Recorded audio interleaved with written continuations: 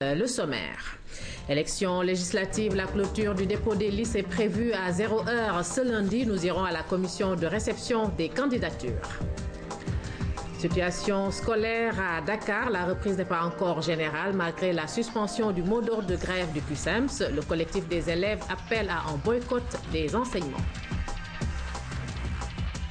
Et comme tous les lundis, le magazine des sports, au menu ce soir, du football, de la pétanque et de la natation, nous serons avec Aïssatou Françoise Sec. Élection législative du 1er juillet 2012, la clôture de dépôt des listes est prévue ce lundi à minuit. Nous nous sommes rendus ce matin à la commission de réception des candidatures pour observer le va-et-vient des mandataires. Mame Diarra Ndiaye, reportage. Se basant sur le code électoral, la commission reçoit les partis politiques afin de veiller à la conformité des listes et statue pour leur validation définitive. Donc il y a l'extrait de naissance, l'extrait du casier judiciaire ou la photocopie de la pièce d'identité, la déclaration de candidature individuelle signée par le candidat et la déclaration d'investiture que le parti ou la liste en tout cas adresse à l'autorité compétente. Le parti du Rassemblement écologiste sénégalais ouvre le bal. Cette étape franchie, le représentant des Verts affiche la sérénité. Tout est bien passé. Le Rassemblement des écologistes du Sénégal des Verts est toujours là. Nous saluons la citoyenneté de nos compatriotes et nous espérons que cette fois-ci, nous enverrons au moins 2, 3 ou 4 députés à l'Assemblée nationale. La course aux législatives est lancée. S'il ne reste que quelques heures pour le dépôt des listes, ce n'est que le jour du scrutin que les résultats donneront la couleur de l'Assemblée nationale. Voilà, les candidats ont donc jusqu'à minuit pour déposer leur liste. Situation scolaire à Dakar, 72 heures après la suspension du mot d'ordre de grève par le cadre unitaire des syndicats de l'enseignement moyen secondaire QSEMS. La reprise des cours n'est pas totalement effective du fait des actions du collectif des élèves de Dakar. Ces responsables appellent à un boycott des enseignements. Certains établissements, après leur passage, parviennent tout de même à poursuivre les cours. C'est un constat de notre reporter Dahaba. Lycée Kennedy, premier lundi après la levée du mot d'ordre de grève, les élèves arrivaient en retard devant le portail de l'établissement. Depuis jeudi, tous les jours à 8 h, les profs qui ont cours à 8 h se présentent dans les salles de classe. Image à l'appui, dans cette salle roulante, les élèves suivent leurs cours de chimie. Tout comme dans cette salle, mais tout d'un coup, les élèves à l'état supérieur sortent, leurs camarades les rejoignent dans la cour. Dans cette ambiance, d'autres élèves poursuivent leur cours de PS. Nous vivons encore des difficultés dues au collectif des élèves. C'est eux qui, à partir de 9h30 déjà, commencent à faire sortir nos élèves. Et là, c'est vraiment déplorable, parce que nos élèves sont prêtes à étudier. Elles savent qu'elles ont accusé beaucoup de retard. Elles ont pris vraiment la décision d'entrer dans les classes et de travailler, mais c'est le collectif qui pose problème. Les coordonnateurs de ce collectif dirigent l'Assemblée générale du jour. Certaines lycéennes, pas convaincues du discours, s'éloignent. Par groupe, elles se concertent et n'hésitent pas à convaincre certains professeurs à rejoindre leur position de travail. À 10 h, on a assisté à l'Assemblée générale au début. En fait, on est revenu en classe pour faire le cours d'histoire géo. Le matin, après avoir fait sciences naturelles, on devait faire physique-chimie. Mais il y a certains profs qui ne voulaient pas faire cours. Malgré que nous, on veut faire cours, mais il y a certains profs qui ne veulent pas revenir, malgré la levée de leur mot d'ordre. Après l'Assemblée générale, nous, on a décidé d'arrêter les grèves et tout ça, de revenir en classe. Le prof du sujet est là, il veut faire cours, on fait cours avec lui, en attendant le prof de maths. D'autres enseignants devant le portail du bloc administratif font le point de la situation. Les membres du QSEMS, dans une recherche de solutions, interpellent encore le gouvernement. Au-delà de 31 juillet, l'année est finie. Par conséquent, si le gouvernement se met sur la table avec le QSEMS pour prendre des engagements, les enseignants peuvent accepter dans leur majorité de prolonger l'année, de faire des cours de rattrapage, de faire des cours de renforcement. À la même heure, au lycée Blaise Diagne, au moins 3 classes sur une ont pu fonctionner correctement ce lundi. Bon, ce matin, on avait EPS de 8 h à 9 h. Après mathématiques 1h30, 9h, 10h. Actuellement, nous sommes en train de faire la science physique. Ces quelques perturbations en ce début de semaine, notées au lycée Blaise Diagne et Kennedy, obligent les autorités des établissements à interpeller les parents d'élèves. Dès l'instant que les enseignants ont pris l'engagement d'aller dans les salles de classe, je crois qu'aux parents maintenant de parler à leurs enfants pour leur dire que vraiment l'année peut être bel et bien sauvée. Il faut que les parents se sentent responsabilisés dans cette affaire. L'État a promis aux lycéens repris la sécurité d'ici mercredi pour un bon déroulement des enseignements. Une déclaration du ministère de tutelle sur le découpage de l'année scolaire est annoncée dans le courant de la semaine. Suite de nos séries de reportages sur la situation du monde rural dans la région de Matam. Aujourd'hui, notre reporter René Massiga Diouf s'est rendu à Ouroukanel, un hameau habité par des éleveurs. À cette période de l'année, ils migrent avec le bétail vers d'autres localités, laissant derrière des difficultés alimentaires chez les populations restées sur place. Reportage. Chez les pasteurs de la région de Matam, la période est particulièrement difficile à vivre. Le bétail nage en eau trouble au même titre que les éleveurs. Difficultés liées à une conjonction de facteurs dont un mauvais hivernage 2011. Ouroukanel est un hameau d'une trentaine de familles au sud-est de Ourossogui. Il est habité par des éleveurs qui à cette période le désertent à la recherche de meilleures conditions pour le bétail, laissant derrière de rudes conditions d'une situation alimentaire désastreuse. Pour nous, éleveurs et pasteurs, particulièrement, la saison est extrêmement difficile. Extrêmement difficile du moment que c'est avec le bétail que nous arrivions à faire nos besoins élémentaires. Aujourd'hui, il se trouve qu'à l'heure où nous parlons, tout le bétail a transhumé vers l'intérieur du ferlo, là où il y a des forages et autres pâturages. Actuellement, c'est la difficulté primordiale.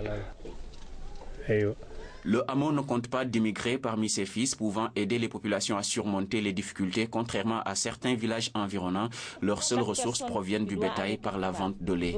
En l'absence du cheptel, c'est la grande débrouille pour trouver de quoi se nourrir.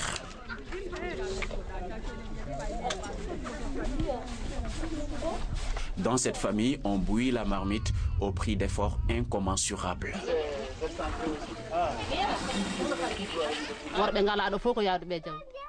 Les hommes sont partis en transhumance et la pluie de l'année dernière n'a rien donné aussi. Donc c'est surtout ces difficultés que nous rencontrons et même pour préparer nous avons des difficultés parce que les maris ne sont plus là. C'est une situation difficile, si j'ose dire c'est alarmante. Parce que nous avons tous vu le village, comment il est. Et c'est un village parmi d'autres villages qui sont dans le même cas. Donc on a vu les greniers sont vides déjà au mois d'avril. La soudure n'a pas la même résonance qu'ailleurs dans ce Matam des profondeurs. Elle est comprise entre la transhumance des bêtes et leur retour pour l'hivernage, période pendant laquelle il n'y a pas de lait pour faire face aux besoins alimentaires. Les populations mettent en place tout de même un système d'organisation pour y résister. En tant que femmes, nous nous sommes organisées en solidarité. Ce que vous voyez là, c'est une calebasse où chaque femme et chaque homme met quelque chose. Et ce quelque chose-là, on rassemble ça et c'est ce qu'on utilise pour lutter contre certaines difficultés de vivre ou de santé ou de voyage, quelqu'un qui doit voyager. Comment on fait? On s'assoit et chacun met sa main dans la calebasse. Après, on ferme la calebasse, la personne vient, il met sa main dedans. Ensuite, on ouvre la calebasse, on compte il y a combien et on écrit par la secrétaire et on met dans la caisse. La solidarité est l'ultime recours pour toutes ces familles affectées par un déficit en vivres de plus en plus aigu. René Massiga Diouf, et nous reparlons des violences électorales. Le collectif des familles des victimes des manifestations électorales lors de la présidentielle réclame justice. Soutenu par les organisations nationales de défense des droits de l'homme, ces familles se sont retrouvées ce lundi à la place de l'Obélisque. Elles demandent l'ouverture d'une enquête pour situer les responsabilités. Fantabachi. La mythique place de l'Obélisque, symbole des martyrs et victimes de la répression policière durant la campagne électorale. C'est ici que s'est déroulée la plupart des manifestations de l'opposition durant la campagne pour la présidentielle. Des manifestations qui se sont soldées par la mort d'hommes, ici comme ailleurs à l'intérieur du pays. Pour la symbolique, le collectif des familles des victimes s'est donné rendez-vous pour exiger des autorités judiciaires l'ouverture d'une enquête. À ce jour, le collectif unanimement, nous disons non à la tuerie, non à l'impunité pour que justice soit faite. C'est ce que nous réclamons. Du moment que maintenant le Sénégal a connu un nouveau régime, c'est réellement un nouveau pouvoir qui est là, il est temps qu'on élucide mais l'opinion, il est temps réellement qu'on saisisse réellement ce dossier à nouveau pour que l'on puisse en réalité régler cette question. Nous demandons que la justice se fasse. C'est tout ce que nous avons à demander. Merci. Et il est nécessaire aussi de faire connaître à la justice sénégalaise que si ce n'est pas ici, ça sera ailleurs. La douleur est toujours vive, l'émotion à son comble. Les proches des victimes s'en remettent certes à Dieu, mais réclament justice. Ousseynou Seck a été vraiment malmené. Le certificat de genre de mort que nous avons reçu retrace des douleurs. Je crois que même les nazis même ne feront pas comme ça. En tout cas, nous, ce qui nous concerne, nous demandons réparation.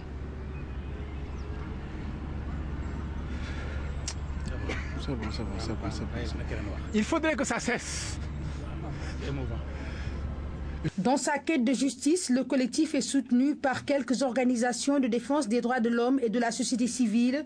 Elles vont mettre à la disposition du collectif un pool d'avocats. Il y a beaucoup d'avocats, certains ne sont même pas membres des ONG de droits humains, qui ont spontanément offert leur service. L'ensemble de ces avocats vont se regrouper pour que toutes les familles qui n'auront pas les moyens de payer un avocat puissent disposer d'un avocat qui gratuitement va défendre leur cause auprès des tribunaux sénégalais.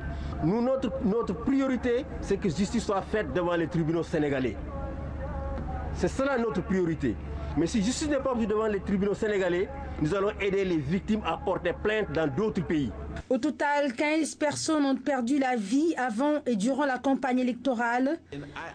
Pour toutes ces victimes, leurs parents ne veulent qu'une chose, que les auteurs soient jugés. Le groupe intergouvernemental d'action contre le blanchiment d'argent en Afrique de l'Ouest, GIABA, a organisé un séminaire international sur le blanchiment d'argent à Dakar. Durant 2 jours, experts et journalistes ont réfléchi sur les stratégies à entreprendre pour mettre fin à ce fléau. Les participants sont venus des 15 pays membres de la CEDEAO. Claire Diop. Pour lutter efficacement contre le blanchiment d'argent et le financement du terrorisme en Afrique de l'Ouest, une approche collective et concertée s'impose. En tant que leader régional sur la question, le GIABA a pris les devants. La stratégie et l'intensification du plaidoyer pour l'engagement de toutes les parties prenantes. Pour ce séminaire international, les journalistes sont choisis. Un choix pas fortuit. Journalistes, elle est informée, elle est sensibilisée, les sociétés civiles et toutes les populations de la CEDEAO pour le problème de blanchiment d'argent. Elle est efficace des problèmes de blanchiment d'argent pour les sociétés généralement. Les échanges ont permis de cerner les enjeux. La presse devra jouer un rôle de sentinelle et de veille auprès des populations à la base. Il faudrait que les journalistes vraiment participent de très très près à la sensibilisation. La sensibilisation non seulement pour que les pays africains, les pays ouest-africains soient beaucoup plus au courant du phénomène, mais que ça aide aussi à prendre des actions nécessaires au niveau de chaque pays et au niveau sous-régional. Rôles et attentes de la presse dans la divulgation des crimes financiers, questions et défis du journalisme d'investigation. Les 2 thèmes ont été au cœur des échanges. Le rapport d'activité de 2011 a également été présenté.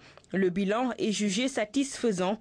Les leçons apprises ont permis au GIABA de réorienter ses activités dans le plan de travail de 2012 sur la base des besoins, des suggestions et recommandations des participants. Une équipe chirurgicale spécialisée dans les interventions sur la main a séjourné au centre hospitalier de l'Ordre de Malte, situé à Fannes. L'équipe dirigée par un spécialiste de Nantes a travaillé avec des chirurgiens sénégalais pour effectuer une quinzaine d'interventions délicates. Le centre hospitalier de l'Ordre de Malte est en train d'élargir l'offre chirurgicale, surtout pour les membres et les articulations. Oumar Diaw. Niché au fond du CHU de Fannes, le centre hospitalier de l'Ordre de Malte frappe au premier aspect par son cadre fleuri et ordonné. Ce n'est pas toujours l'environnement qu'offrent nos structures sanitaires. Ouvert il y a une quarantaine d'années, le CHOM était un institut de léphrologie. Récemment, face au recul de cette maladie, il a élargi à partir de 2010 ses activités chirurgicales. Toute la chirurgie arthroplastique, qu'il s'agisse des prothèses de hanches, mais également des prothèses de genoux, où nous sommes actuellement la seule structure à la faire au Sénégal. L'arthroscopie également, c'est-à-dire de la chirurgie mini-invasive sur les articulations du genou particulièrement. Dans une salle, des visages concentrés et attentifs, les yeux rivés sur un écran. Par audio-vidéo transmission, ils assistent à une intervention chirurgicale de l'autre côté dans un bloc opératoire. L'équipe mixte franco-sénégalaise s'affaire autour d'une main abîmée. Spécialement formé pour la chirurgie de la main. Voilà un spécialiste qui a fait les États-Unis, le Canada, la France. Donc c'est lui qui a le centre de traumatologie de l'unité de la main à Nantes. Il travaille depuis une semaine avec les jeunes, ils sont en salle, ils opèrent ensemble, il y a le téléenseignement. Contrairement à ce que l'on pourrait croire, la chirurgie de la main est complexe. La structure de l'Ordre de Malte travaille avec les grands hôpitaux de Dakar pour gérer une demande de soins en progression constante. Cette campagne de chirurgie orthopédique a permis de prendre en charge une quinzaine de patients. Pour les 16 patients présélectionnés, 15 méritaient d'être opérés. Donc la présélection avait été très bien faite. Des pathologies difficiles, des équipes médico-chirurgicales d'excellente qualité, très bien formées. Le Sénégal compte des chirurgiens bien formés. Les efforts doivent cependant être poursuivis pour assurer la relève et augmenter le nombre de spécialistes. Le relèvement des plateaux techniques est tout aussi indispensable, d'autant que la vie quotidienne expose à d'innombrables risques. Les accidents domestiques, circulation, agression du travail. Les spécialistes nantais sont repartis, satisfaits d'avoir fait équipe avec des Sénégalais. C'est un pont de collaboration scientifique qui vient d'être ainsi jeté. Il faut prier pour un prompt rétablissement et surtout pour le prolongement de ce partenariat Nord-Sud. Pétre Santé toujours, nous allons parler de cette jeune fille, Oumi, c'est son prénom. Elle souffrait d'une pathologie cardiaque impossible d'être traitée au Sénégal, transférée en Israël par le biais de son ambassade à Dakar. Elle est aujourd'hui guérie et peut vaquer à ses occupations. Turodia. Elle s'appelle Oumignon, elle est âgée de 3 ans et demi, elle est née à Dagana. Cet enfant, qui est apparemment bien portante, souffre d'une pathologie cardiaque.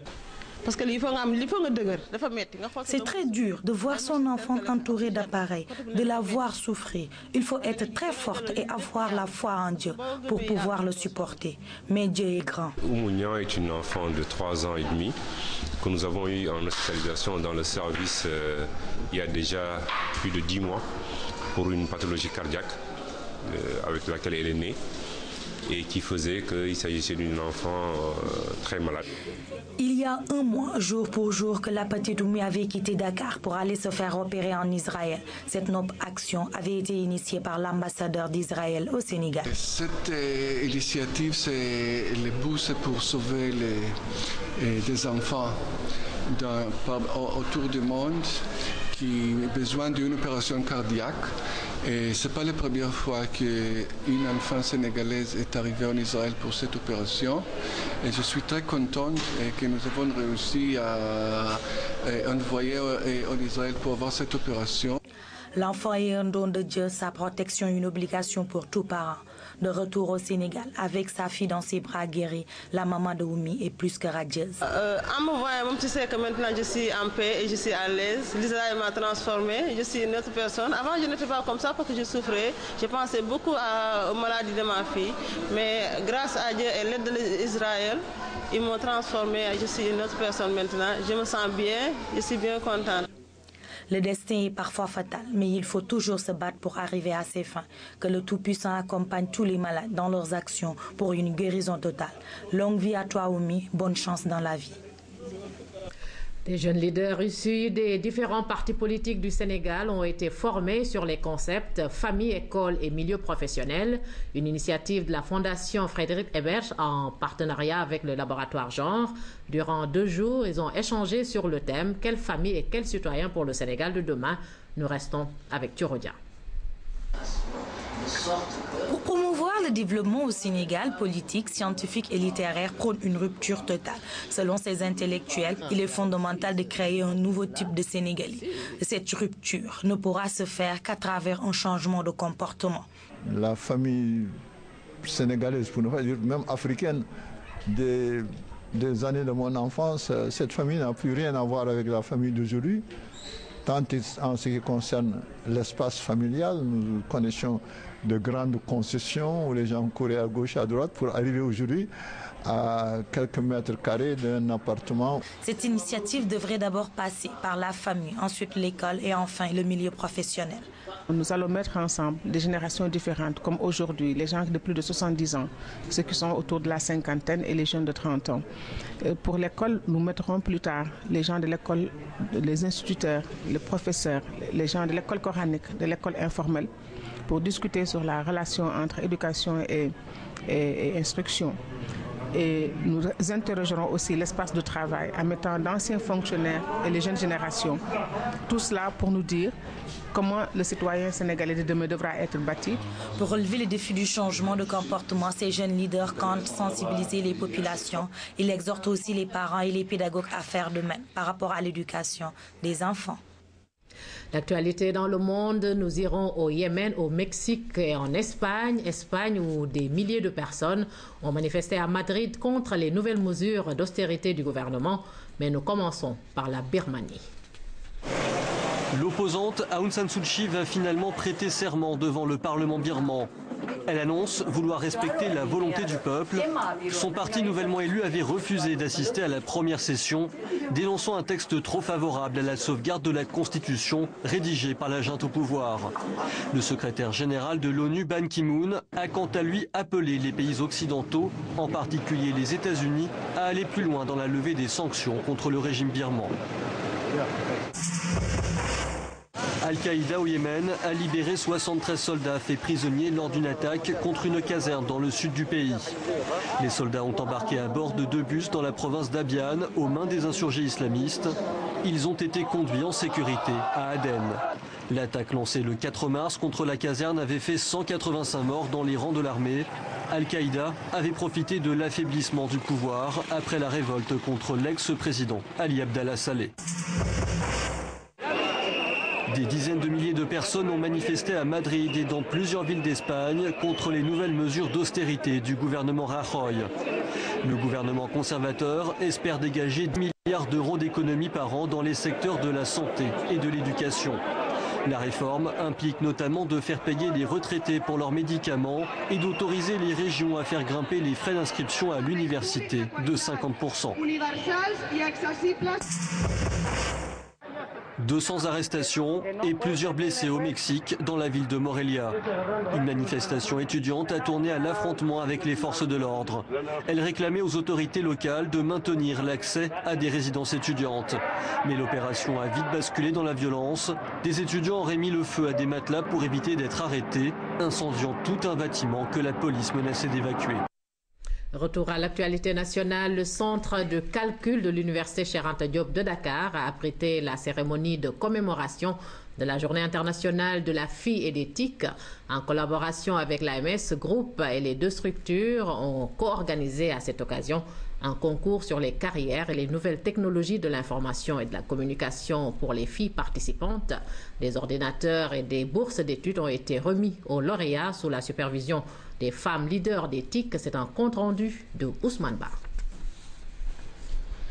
Elles étaient une cinquantaine de filles à venir participer à la commémoration de la Journée internationale de la fille et des TIC, technologies de l'information et de la communication.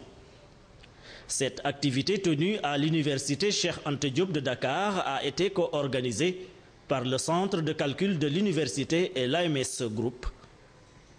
À cet effet, les femmes leaders invitées à prendre part à l'atelier ont exhorté les filles à plus d'engagement dans la certification sur les TIC à cette étape de la mondialisation. À l'issue des travaux d'atelier qui ont été organisés lors de cette journée, nous allons pouvoir déceler les faiblesses de ces jeunes filles pour pouvoir mieux les encadrer, les suivre afin qu'elles puissent être en phase avec l'évolution des technologies de l'information et de la communication. Au niveau international, on parle de mondialisation, de globalisation et que le Sénégal ne doit pas être en reste, l'Afrique ne doit pas être en reste et nous les femmes, nous avons notre partition à jouer dans ce développement des TIC. Le directeur du centre de calcul et la directrice de l'AMS Group sont revenus sur l'importance de la nouvelle technologie et l'ouverture sur le plan international. Le centre de calcul est un centre qui a comme mission principale les chercheurs et les professionnels du pays, donc de s'aligner par rapport à l'évolution des technologies de l'information et de la communication. Nos activités vont au-delà de cette journée puisqu'on compte les jeunes femmes et filles et les certifier à l'ICDL qui est une certification en bureautique et qui est reconnue un peu partout dans le monde. En marge de la cérémonie, un concours sur les carrières et les TIC est organisé. Les lauréates ont gagné soit un ordinateur, une bourse de formation ou des clés USB. Voilà, c'est l'heure du sport et nous accueillons sur ce plateau Aïssatou François Sec. Bonsoir Aïssatou. Bonsoir Maïmouna. Voilà, et nous démarrons par le football, 12e journée de la Ligue professionnelle. On a joué ce week-end. Tout à fait, et à Saint-Louis, la Linguère de Saint-Louis a été tenue en échec par l'US Gorée, score final 1 but partout. Match joué au stade de Maître Babacar Sey devant un public peu nombreux. Compte rendu de la rencontre, Ibrahim Mboup. La Linguère de Saint-Louis laisse passer 2 points à domicile. Pourtant, tout semblait marcher comme sur des roulettes en début de partie. Les Saint-Louisiens ont obtenu un penalty à la 15e minute suite à une faute de Cheikh Amadou Ndiaye sur Mohamed Rémi Gomis. Vive protestation des insulaires, mais le ralenti se passe de commentaires. Le capitaine de l'US Gorée a déséquilibré l'attaquant saint-louisien dans la surface de réparation. Le penalty est transformé par le Burkinabé Ibrahim Derme. Plat du pied parfait, Maham Sow est battu à plat de couture. Un parfait contre-pied, Maham Sow n'y peut rien. Piqué au vif, les Goréens réagissent vite. Le portier international Khadim Ndiaye leur facilite la tâche. Mamadou Niang profite des largesses du gardien de la Linguère de Saint-Louis pour remettre à égalité les deux équipes à la 26e minute. Un coup de tête imparable, Khadim Ndiaye n'a pas pu sauver les meubles. Les filets ont déjà tremblé. Le score du match en restera là. C'est le partage des points. Un match nul sans incidence au classement des deux clubs. L'US Gorée occupe toujours la 5e place de la poule A. La Linguère pointe à la 6e. Seule certitude, Saint-Louisiens et Goréens ne peuvent plus se qualifier pour les play-offs de la Ligue 1.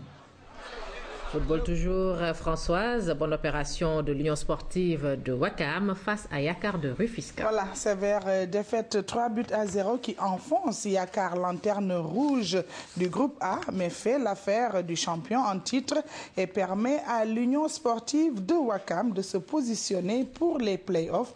René Léon Fonseca. La descente aux enfers continue pour Yakar. L'équipe de la vieille ville file droit en Ligue 2. Contre l'Uzo, sérieux prétendant au play-off, les verts et blancs n'avaient vraiment pas de chance. À peine 19 minutes de jeu, Ouakam ouvre le score. Un but somptueux, signé Ngala Silla. L'Uzo domine, enchaîne les occasions et parvient même à doubler le score. Karifa Kourouma est passé par là. 2-0. En deuxième mi-temps, les Ouakamois sortent le grand jeu. À la 85e minute, Sadio Diao aggrave le score. Le geste est parfait. Les Rufisquois tentent de revenir à la marque. En vain, la main s'est déjà quitte. Score final 3-0. Rien n'est encore dit. Il faut d'abord jouer les matchs un par un. Je pense que depuis quelque temps, nous sommes concentrés en tout cas pour participer aux playoffs. Bon, c'est difficile. On va y aller jusqu'au bout et on verra. Nous avons eu beaucoup d'opportunités qu'on n'a pas exploitées. C'est peut-être ça. Bon, on ne se décourage pas, on laisse ça au bon Dieu. On a perdu, mais on n'a pas démérité dans l'ensemble. Le champion en titre se maintient à la seconde place de la poule A, à égalité avec Djambar, 21 points. La course au play-off est donc lancée pour l'USO à 2 journées de la fin du championnat. Françoise, Niaritali accède également à la 2e place du groupe B. Tout à fait, en venant à bout de l'AS Pékin par le plus petit des scores, 1-0, les Galactiques prennent eux aussi une sérieuse option pour jouer les playoffs. Retour sur le match Niaritali-AS Pékin qui s'est joué au stade de Demba Diop avec Maman Moussagnan. Le derby Niaritali-AS Pékin a tourné à l'avantage des Galactiques. Après une courte période d'observation, les deux équipes affichent leur ambition de gagner ce match. Ce sont les poulains d'Abdoulaye Ndiaye qui annoncent la couleur. 23e minute, belle ouverture de Pape Chow, coup de tête imparable de l'avant-centre Abdoulaye Ndao qui trompe le portier pikinois Pape Diata Ndiaye.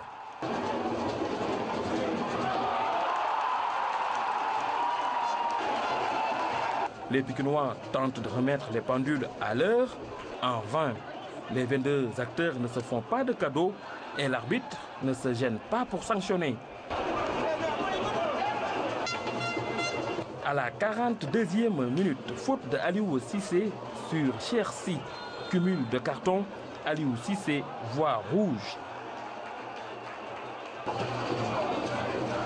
À la mi-temps, 1-0 pour Niaritali.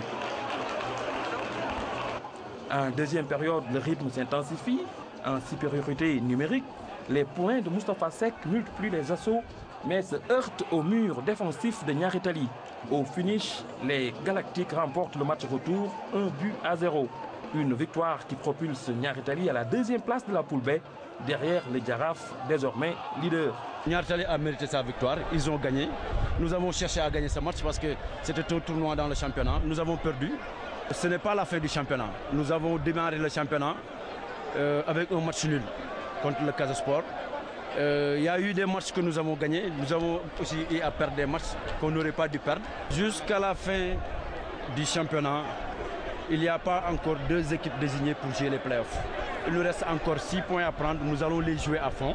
Et cela passe par une victoire face à la Douane lors de la 12e journée prévue samedi.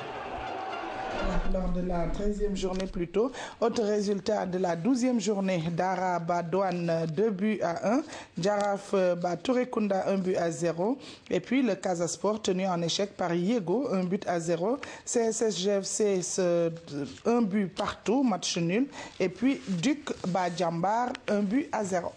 Nous quittons les stades pour nous dégourdir les jambes avec une course à pied organisée par l'ambassade de Grande-Bretagne. Voilà, 10 km à pied, 2000 participants et cela donne le Briti Cross, une initiative de la représentation diplomatique de Grande-Bretagne pour promouvoir les Jeux Olympiques de Londres, de la porte du millénaire au monument de la Renaissance. L'esprit sportif a prévalu le long de ce tronçon, le temps d'un après-midi. Seydina Aliou Djigo.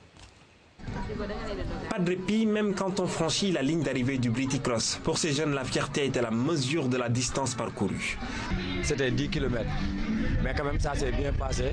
On a fait les 10 km, c'est l'essentiel.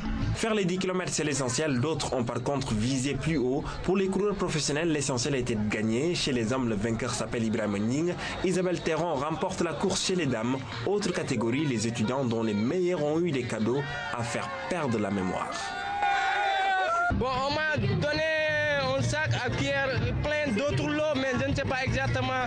Il y a un verre et beaucoup de choses, mais je ne sais pas exactement tout. Tout se termine bien dans la joie et la bonne humeur. Les organisateurs sont comblés. Vraiment, je suis très content, très heureux. Il y a eu une forte mobilisation des jeunes sénégalais et les expatriés aussi. Il y avait beaucoup de monde. et la Corse était formidable. Pour rappel, le British Cross est une initiative de l'ambassade de Grande-Bretagne et il vise surtout à promouvoir les JO de Londres. Pour participer à l'événement, il fallait débourser 5 000 francs. Les recettes sont reversées au club handisport. Sport Boule à présent avec la 11e édition de la Coupe du président de la Fédération sénégalaise de Sport Boule. Voilà, le tournoi s'est déroulé hier au lycée Lamine Gueye de Dakar. 8 régions étaient au rendez-vous et le club Rulta Boule a remporté la finale face au Sporting Club El Hadj Malick Cissé. Ce tournoi a vu la participation de 64 équipes venues presque de toutes les régions du Sénégal. Le jet de bouchon a été effectué par Jean-Michel Cazaous. J'ai su qu'il y avait environ une cinquantaine d'équipes qui participeront à ce concours. Donc ça donne une certaine ampleur à l'événement. Je suis heureux de participer au développement du sport bouliste au Sénégal. Ce concours est qualificatif pour les prochains championnats du monde de pétanque prévus à Marseille en France en octobre 2012. C'est un grand événement, c'est le plus grand événement. Et nous ambitionnons d'aller conquérir le titre à Marseille parce que nous en avons les moyens. Nous avons parmi nous des grands joueurs, à l'image de François Ndiaye Farah, qui évolue à Monaco et qui a été cette année champion d'Europe à Monaco, avec Monaco. Et là, parmi nous aussi, à Dakar, maintenant, il y a un joueur qui monte en flèche, c'est Babacar Dieng. Là, ce joueur aussi n'a plus rien à envier à Farah. La finale a été remportée par la triplette composée de Ousseynou Diak, Boubacar Diouf, Ablaye Ndiaye du club Rulta Boule de Dakar, aux dépens de Youssef Bader, Youssef Hachem, Jean-Pierre Delamou du Sporting Club de Dakar. Score 11-9. Mais avant, il y avait, Françoise, la première édition de la Coupe du directeur général du BAC de Rosso. Voilà, un tournoi qui s'est déroulé hors de nos frontières, c'est-à-dire en Mauritanie, et a vu le sacre de l'AS Sokosim de Dakar. Voici Ousseynou Pouy que je vous propose d'écouter. Il est au micro de El Hadj Malick Cissé. Nous sommes aujourd'hui honorés, le Sénégal, parce que nous avons une équipe qui nous a représentés en Mauritanie, en l'occurrence l'équipe composée de Ibundaou, de Samba Kassé Diakhaté et de Cheikh de Diourbel. Voilà. Ils ont eu à remporter le grand tournoi de la Mauritanie, qui s'est déroulé durant le week-end, le jeudi, le vendredi et le samedi. Donc ils ont eu à affronter beaucoup de joueurs parce que on nous informe qu'il y avait 192 participants. Donc c'était un tournoi de haute facture. Ils ont gagné plusieurs matchs et ils ont remporté la finale en gagnant l'équipe de Nouadhibou par le score de 13-4. Donc vraiment, c'est des joueurs de talent qui méritent d'être félicités. Donc ils sont là, les champions sont là, nous les félicitons, nous les encourageons pour cette victoire. Voilà, félicitations à nos boulistes. Direction le stadium Marius Ndiaye de Dakar qui a accueilli ce dimanche le critérium national des petites catégories en karaté. Voilà, et la compétition a regroupé plus de 200 candidats en comité, combat et technique kata. Ce rendez-vous des tout-petits a révélé une étoile née en Casamance. Mariama Sow a remporté la médaille d'or de sa catégorie, compte rendu Sensei Yatmalo. Et pourtant, le déplacement sur Dakar ne fut pas facile. Beaucoup de difficultés pour prendre part à ce critérium d'un niveau exceptionnel. Mariama Sow en rouge a annoncé les couleurs d'entrée et devait battre en demi-finale Marie-Josée de Sabé en bleu avant de s'imposer en finale devant la teigneuse Oumi Khairingom du centre sauvegarde de Guédiawaye en rouge qui avait sorti auparavant Adja Sornolo de Oshima en rouge. Une étoile venait de naître dans l'antre du stadium Marius Ndiaye ce dimanche. Et il s'appelle Mariama Sow. Ça m'a fait plaisir et la fierté de représenter notre club, Casamance Karaté Club. Sociétaire de Casamance Karaté Club, Mariama fait la fierté de ses coéquipiers et de son sensei. Et on a fait une bonne mention et je suis content, je suis satisfait des enfants, ils ont rapporté des médailles. Ce n'est pas la première fois, c'est la troisième fois qu'on rapporte des médailles. Je suis très content.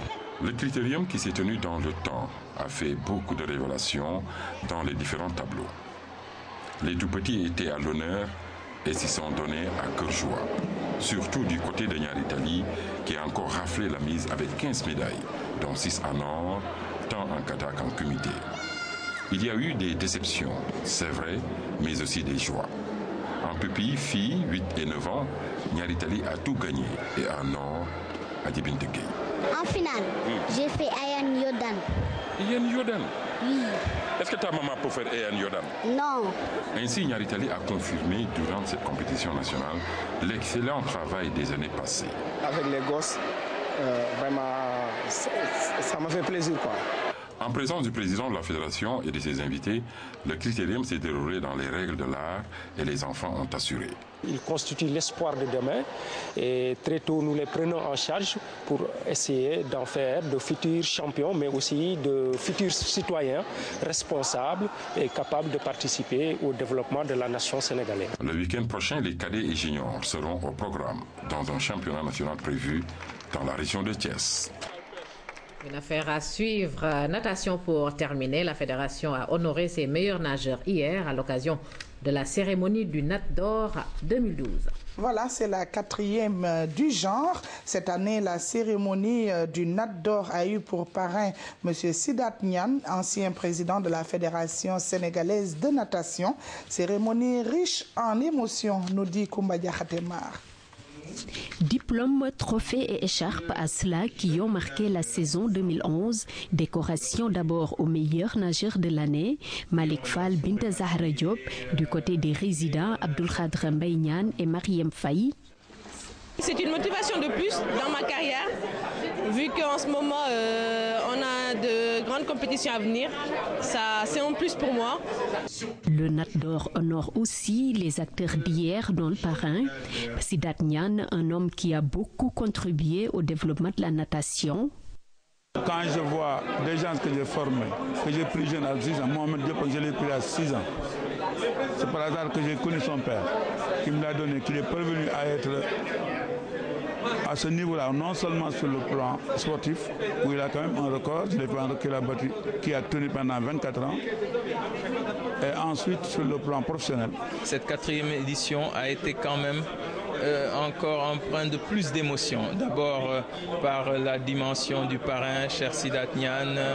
Ensuite, malheureusement, parce qu'il fallait avoir une pensée à ceux qui sont disparus, surtout des jeunes bénévoles. Et donc, on a réussi à associer tout ça.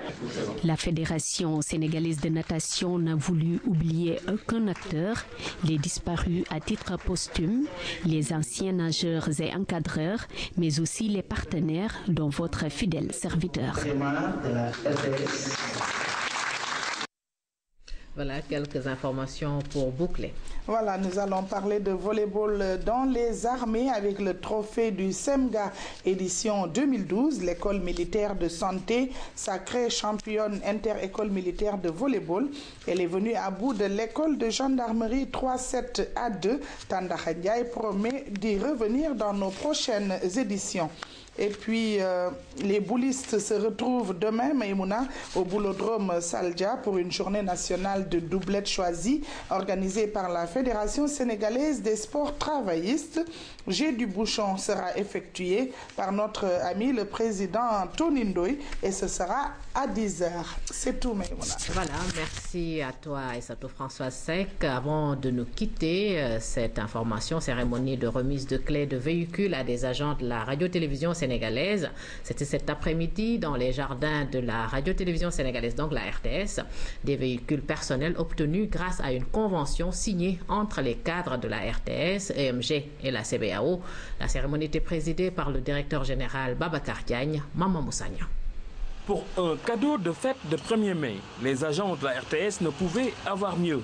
Des véhicules flambant neufs obtenus à des prix acceptables pour de meilleures conditions de travail. C'est là le fruit d'un partenariat fécond entre la RTS à travers son amicale des cadres, EMG et la CBAO. on ne pouvait avoir meilleur cadeau. Et ça, nous le devons quand même à notre cher directeur général. M. Babacar Diagne, je vous demande de l'applaudir. Les agents de la RTS, tous souriants, heureux de disposer à présent de moyens de locomotion pour leur famille, ont salué l'initiative de la carte. Merci, monsieur le directeur général. Ensemble, on va y parvenir. Merci également à monsieur Guillet Touré, qui a beaucoup fait. On est en train de travailler dans une parfaite et bonne entente. On va continuer à travailler comme ça. Voyez aujourd'hui tous ces véhicules qui sont là. C'est le véhicule pour le personnel. Nous avons un personnel de qualité, un personnel cadre, qui a besoin d'être dans des conditions maximales, dans des conditions d'aisance effectivement pour pouvoir s'épanouir dans le cadre de son travail. Je suis vraiment heureux. Élu il y a quelques mois à la tête de l'amicale des cadres, le président avait fait de ce projet un de ses défis. Un défi à présent relevé.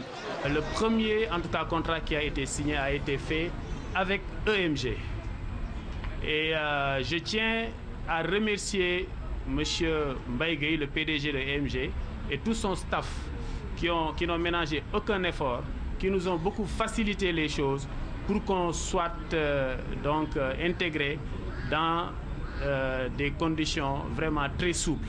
Les partenaires de la RTS se sont également réjouis de la réussite du projet. Je voudrais féliciter toutes les personnes qui vont prendre aujourd'hui livraison de leur voiture. Les féliciter de leur choix, de la confiance aussi que vous nous avez témoigné. On est en train de vous livrer des véhicules votre prix de revient est moins 10% les prix appliqués en Europe. Vous pouvez vérifier sur le net, ou vous allez ensemble vérifier ce que je dis. Ou 18%, mon DAF m'a dit 18%. À travers ce partenariat, nous avons voulu démontrer notre engagement d'entreprise citoyenne. Venu prendre part à la cérémonie, le directeur général s'est félicité de cet énorme progrès de la RTS. Babacar Diagne a ensuite rappelé son vœu le plus cher, un agent, un toit, un véhicule. Également souhaite que le combat pour l'obtention du terrain de Rufisque soit une réussite pour qu'enfin tout le personnel de la RTS dispose d'un terrain pour sa famille. Un sympathique cocktail a mis fin à la cérémonie. Voilà, c'est la fin de cette édition. Merci de l'avoir suivi. Merci également de votre fidélité. Au revoir.